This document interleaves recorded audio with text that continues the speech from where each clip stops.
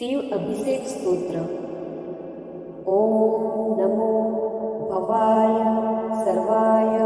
रुद्राय वरदाय च असनांपतये नित्यं उग्राय च कपर्दिने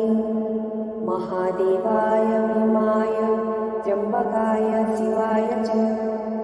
ईशानाय मकन्नाय नमस्ते मखधातिने कुमारगुरुवे नित्यं नीलग्रीवाय वेदसे विलोहिताय धूम्राय व्याधिनीनापराजिते नित्यं नीलशिखण्डाय सूर्ये दिव्यचक्षुषे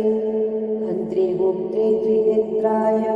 व्याधाय च सुरेतसे अचिन्त्याम्बिकाभर्त्रे सर्वदेवसुताय च वृषभध्वजाय मण्डाय च दिने ब्रह्मचारिणे तप्तमानाय शरीरे ब्रह्मण्याय चिताय च विश्वात्मने विश्वसूचे विश्वमावृत्य तिष्ठते नमो नमस्ते सत्याय भूतानां प्रभवे नमः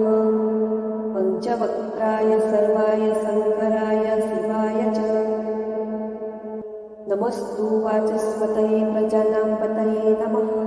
नमो विश्वस्य पतये महतां पतये नमः नमः सहस्रशीर्षाय सहस्रभुजमन्यवे सहस्रनेत्रपादाय नमः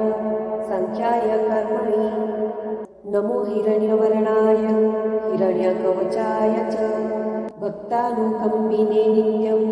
सिद्ध्यतां नो वरप्रभो एवं स्तुत्वा महादेवं वासुदेवः सह अर्जुनः प्रसादयामास भवं तदा शस्त्रोपलब्धये